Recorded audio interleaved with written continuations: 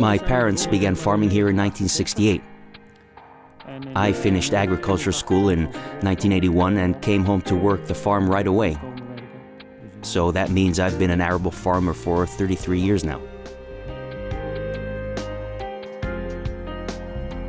We rely on the condition of the soil, and not just its condition in one particular year, but over a number of years. That means we need to do our best to maintain the soil's fertility.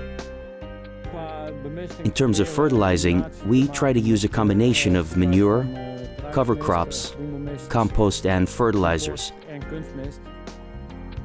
The advantage of fertilizers is that we can manage and regulate them better and have more control over them.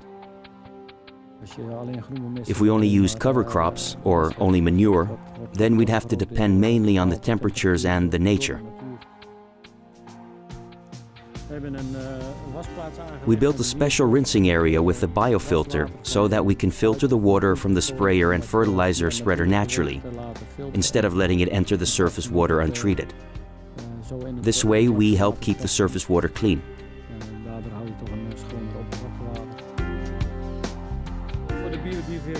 We're supporting biodiversity by creating field borders for insects and birds as an extra habitat.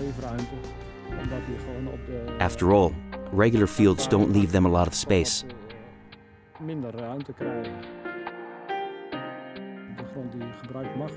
The soil that we're allowed to grow crops on has to produce a top yield. It has to be extremely fertile. This means we have to keep that soil in good condition.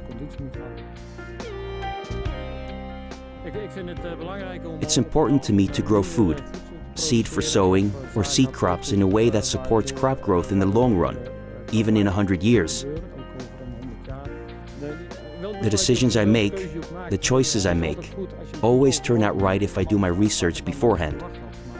Things can turn out differently than I expected, but the great thing about being a farmer is that I can often say, at a certain point afterwards, I made the right decision.